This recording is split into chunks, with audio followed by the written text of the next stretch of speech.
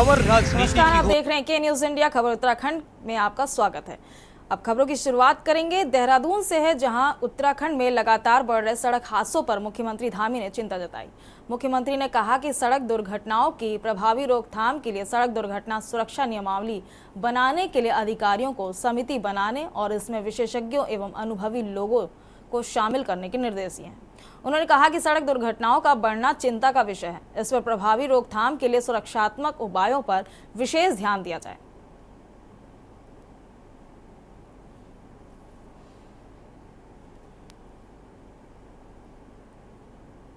हमने 9 नवंबर राज्य स्थापना दिवस पर इसकी घोषणा करी थी कि इस प्रकार की जो हमारे यहाँ दुर्घटनाएं होती हैं, उन दुर्घटनाओं को रोका जाए, उनमें पूरी तरह से जो है सुरक्षा की व्यवस्था की जाए। वो नियमावली बनाई गई है और उसके अंतर्गत काम चल रहा है। सर, अब बढ़ते हैं अगली खबर की ओर। अगली खबर देहरादून से है, जहां पिछले कुछ दिनों से लगातार सड़क दुर्घटनाओं के मामले बढ़ते जा रहे हैं। देहरादून के जिलाधिकारी सविन बंसल ने सड़क सुरक्षा समिति की बैठक कर अधिकारियों को तमाम व्यवस्थाओं को सुधारने के कड़े निर्देश दिए हैं। साथ ही इस दौरान कुछ महत्वपूर्ण बिंदुओं पर भी चर्चा की गई। वहीं लगातार बढ़ रहे सड़क हादसों को लेकर जिलाधिकारी ने आम जनता से अपील करते हुए कहा कि यातायात नियमों का पालन जरूर करें।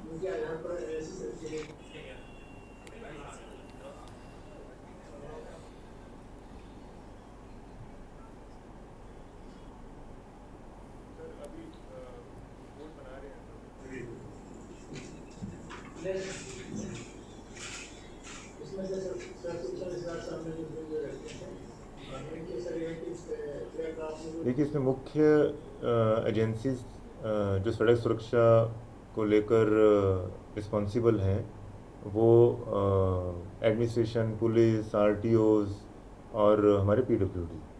सो इसमें कुछ 4-5 महत्वपूर्ण विषय जो डिस्कस हुए हैं और वो टाइम बाउंड भी करे गए हैं।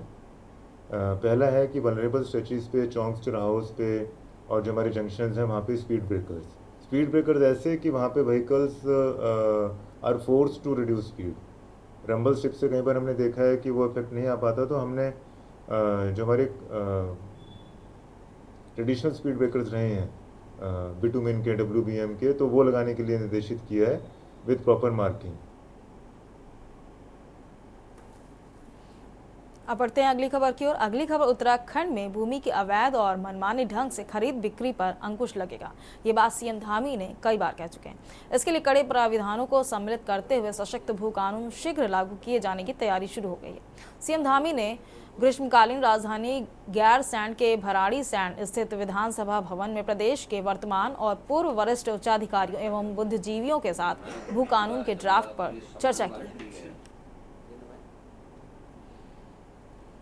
देखिए, मुख्यमंत्री जी के कथन का मैं स्वागत करता हूं अगर वो सच बोल रहे हैं, क्योंकि जिस तरीके से यूसीसी में ये कहा गया मीडिया से और हम लोगों से कि 2 लाख लोगों से बातचीत हुई है, लेकिन पब्लिक में जाने में पता चला कि 2 लाख लोगों से किसी से बात नहीं हुई।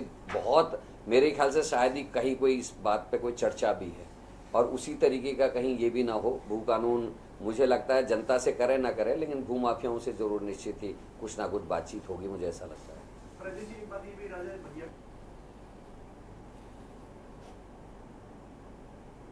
क्यूंजा घाटी के कंडारा भड़ज और गवनी गांव में चुनावी नुक्कड़ सभाओं को नेता प्रतिपक्ष यशपाल आर्य ने संबोधित किया। उन्होंने कहा कि भाजपा सरकार केवल योजनाएं बना रही है जो केवल कागजों तक ही सीमित है। उन्होंने बताया कि क्षेत्र में आपदा आई, लेकिन सरकार ने पीड़ितों को मुआवजा नहीं दिया। उन्होंने कहा इस बार केदारनाथ की जनता भाजपा उसकी करतूतों की सजा देने को तैयार है।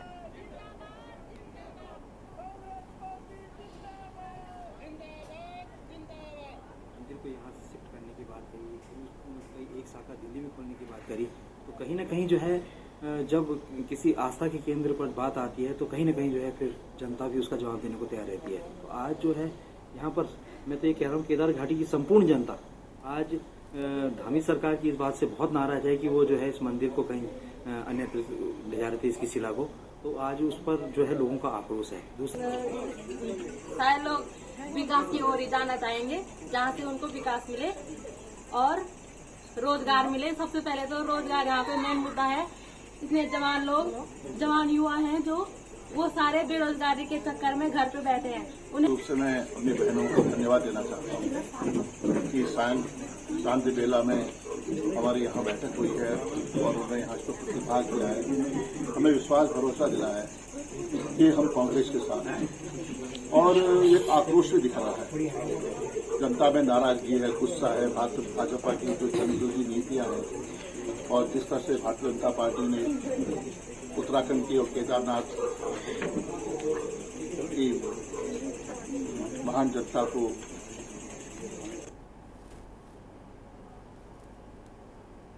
उत्तराखंड की धामी सरकार पहाड़ की जमीन को बचाने के लिए सख्त भू कानून बनाने के साथ ही भू कानून को सख्ती से लागू करने की दिशा में जुट गई है। इसके तहत प्रदेश सरकार ने भू कानून का उल्लंघन करने वालों को नोटिस भेजना भी शुरू कर दिया है। मिली जानकारी के मुताबिक प्रदेश के अधिकांश जिलों में एक के बाद एक भू कानून को ताक पर रखने के 430 से अधिक मामले सामने आ चुके हैं। सभी मामलों में जिलाधिकारियों ने नोटिस जारी कर कार्रवाई भी शुरू कर दी है। इसके तहत सबसे ज्यादा 196 मामले देहरादून में आए हैं, जबकि दूसरे नंबर पर 64 मामलों में नैनीताल में नोटिस जारी कर केस दर्ज हुआ है। बता दें कि शासन के निर्देश के बाद जिले में बाहरी लोगों के 250 वर्ग मीटर से अधिक भूमि खरीदने के मामले की जांच शुरू की गई। देखिए हमारी रिपोर्ट।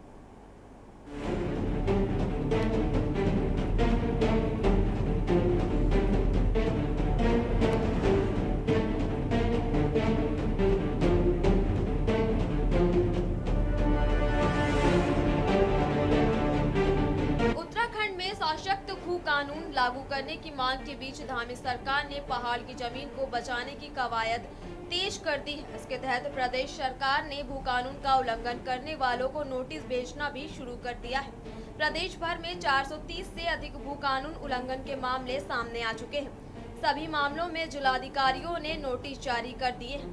सबसे अधिक मामले देहरादून में सामने आए। वहीं राज्य में अब इस मुद्दे पर सियासत गर्मा गई है। विपक्ष ने इस नोटिस के पीछे कमीशन खोरी के बढ़ने और सेलेक्टिव राजनीति के बढ़ने की संभावना जताई है। देखिए, प्रदेश भर में भूमि कानूनों के प्रावधानों के उल्लंघन के करीब 430 मामले अभी तक सामने आए। इनकी संख्या भी और भी हो सकती है। हम सरकार से मांग कर रहे हैं, जिन लोगों ने भी अवैध तरीके से यहाँ पे जमीन खरीदी है, उनके खिलाफ कठोर कानूनी कार्रवाई होनी चाहिए। इसके साथ ही साथ उन ब्यूरोक्रेट और नेताओं की जमीनों की भी जांच होनी चाहिए, जिन्होंने अवैध तरीके से यहाँ पर संपत्तियाँ अर्जित की हैं। ऐसे बहुत सारे ब्यूरोक्रेट हैं, बहुत सारे नेता हैं, जिनके पास उत्तराखंड की बेतहाशा जमीनें हैं, लेकिन उनकी अभी तक जांच नहीं हो पा रही है। देखिए, बहुत अच्छा कदम है, लेकिन सरकार को ये सुनिश्चित करना होगा कि सिलेक्टिव इसमें राजनीति नहीं होनी चाहिए, सिलेक्टिव अप्रोच नहीं होनी चाहिए कि आप विपक्षी दल के लोगों को या आम जनता को परेशान करने का काम करें। जैसे आपने बुलडोज़र प्रथा में अपनाया, आपने गांव के लोगों की दुकानें तोड़ दी और यहाँ आपने वोट बैंक देखा तो आपने जो है लॉलीपॉप देने का काम कर दिया बुलडोज़र चलाने के बजाय। तो ये आपकी सिलेक्टिव अप्रोच थी कि आपने जो ग्रामीण अंचल के लोग हैं उनकी दुकानों में तो तोड़फोड़ कर दी, लेकिन अब जो है आप बैकफुट पर नजर आ रहे हैं। वैसे ही ये जो ज़मीनों की खुर्द-बुर्द करने के मामले में आपने नोटिस दिए हैं, इसमें आपकी सिलेक्टिव अप्रोच या पिक एंड चूज नहीं होना चाहिए, कमीशन खोरी नहीं होनी चाहिए। देखिए, जिस दिन कांग्रेस आत्ममंथन करेगी, 10 साल उनकी सरकार रही, आज वो भू कानून के लिए चिल्ला रहे हैं। हम तो ये कह रहे हैं कि आपने पैरोकारी क्यों नहीं करी? सख्त कानून आप पैदा कर लेते, आप बना देते तो आज कहने की ज़रूरत नहीं है। केवल राजनीतिक मुद्दा है, पर जबकि माननीय पुष्कर सिंह धामी उत्तराखंड के लिए एक सख्त भू कानून, जिस तरह उनकी नीयत है कि अधिकारियों से, रिटायर्ड अधिकारियों से, तमाम उन लोगों से बैठक करके वो विचार विमर्श कर रहे हैं, आम जनता से कर रहे हैं, तो उनकी नीयत पर शंका जाहिर करना ये कांग्रेस को शोभा नहीं देता है। कांग्रेस को अपने आत्मचिंतन और आत्ममंथन करना चाहिए कि आप भी इस प्रदेश में 24 सालों में 10 साल आपका भी राज रहा, आपने क्यों नहीं कदम उठाया? आपको बता दें कि धामी सरकार सशक्त भू कानून के ड्राफ्ट पर कार्य कर रही है। मुख्यमंत्री धामी ने इसके लिए गैरसैंण में अधिकारियों की बैठक भी बुलाई थी। वहीं मुख्यमंत्री अगले बजट सत्र में सख्त भू कानून के ड्राफ्ट को लाने का दावा भी कर रहे हैं। हालांकि कांग्रेस का आरोप है कि भाजपा सरकार ने ही राज्य के सशक्त भू कानून को कमजोर किया है। कांग्रेस का आरोप है कि त्रिवेंद्र सिंह और धामी सरकार के राज में राज्य के भू कानून को कमजोर किया गया। बता दें कि तत्कालीन त्रिवेंद्र सरकार के कार्यकाल में भू कानून में संशोधन करते हुए जमीन खरीद की बाध्यता को समाप्त कर दिया गया था। इसके पीछे पहाड़ों में उद्योगों की स्थापित करना बताया गया था। वहीं पूर्व मुख्यमंत्री और हरिद्वार सांसद त्रिवेंद्र सिंह रावत का कहना है कि कानून बनने से दूरस्थ क्षेत्रों का विकास प्रभावित न हो, इसका भी ध्यान रखना चाहिए। अच्छा है, देखिए, अगर उससे राज्य का विकास उसमें दिखाई देता है तो लाना चाहिए, और अगर उसे नुकसान होता है तो कानून तो फायदा पहुंचाने के लिए होता है। कानून ऐसा बनना चाहिए कि जो उत्तराखंड के जो दूरस्थ क्षेत्र हैं वहाँ पर भी विकास पहुंच सके।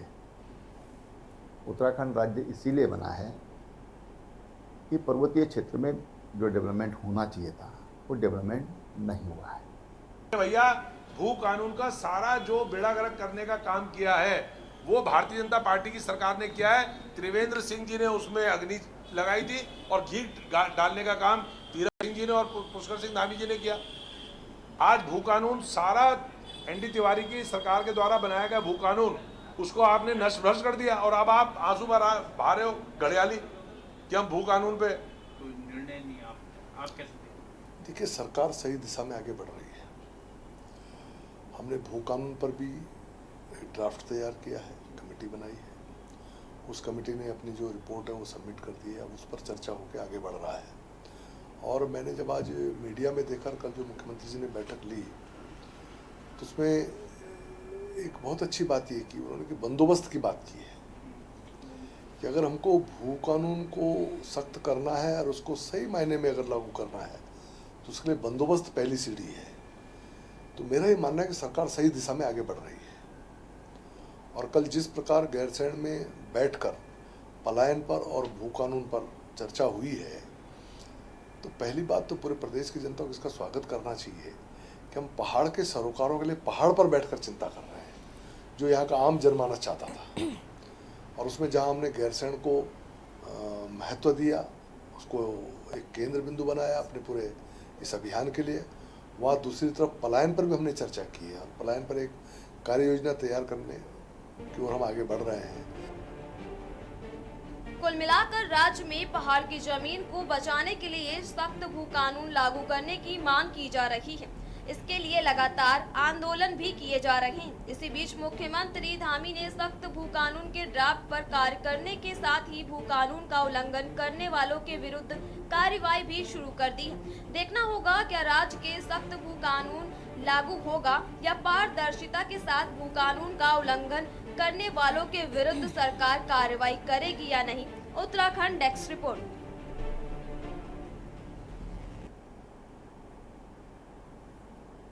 उत्तराखंड के बुलेटिन में फिलहाल इतना ही। देखते रहिए के न्यूज़ इंडिया। नमस्कार।